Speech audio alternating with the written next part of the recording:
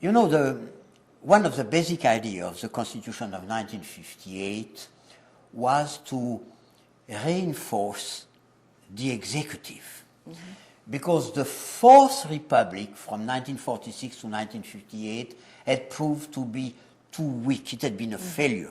It had been unable to deal with the important problems of the time, especially the Algerian War. So the government had been too weak, and one of de Gaulle's basic ideas was to reinforce the executive. And for that he said, well, the government should have some part in the legislative function so that the parliament could devote its time to the most important problem instead of wasting its time on small, minor problems, which had been the case so far.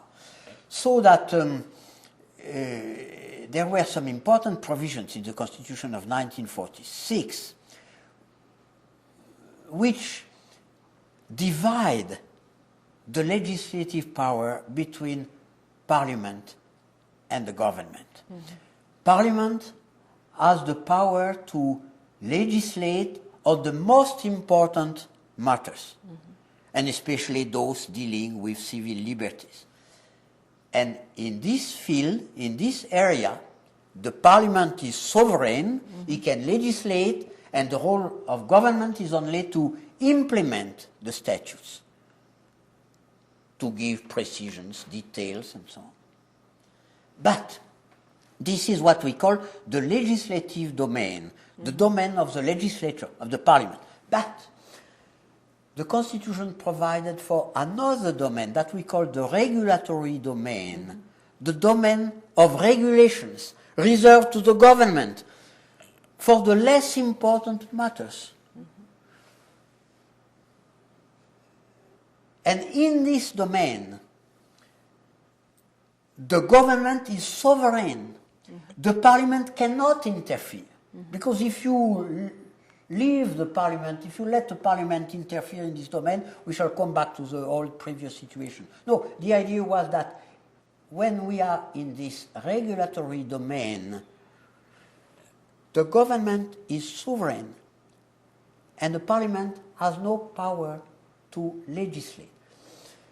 At first that was very much criticized, because how can you reduce the power of Parliament? This is not in the tradition of a parliamentary system.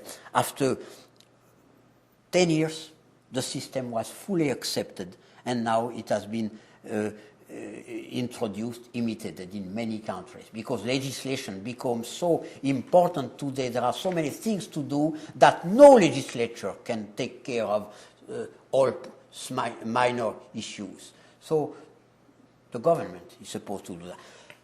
So there was this division between the legislative and the regulatory domain.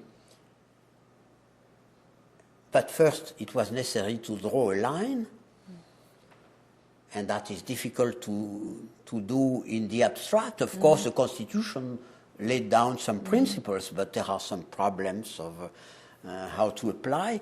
And, well, there was a need for an arbiter.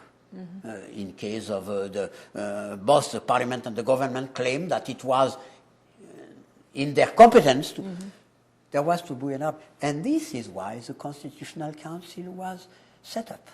The Constitutional Council was the body which was to decide where was the line, the borderline between the competence of the government and the competence of the Parliament. And he did that for about 10 years, little more than 10 years, and he did that very well. But of course, after 10 years, the matter was settled. And the line was clear. So the Constitutional Council had not much to do, because he had fulfilled his function. But so, I heard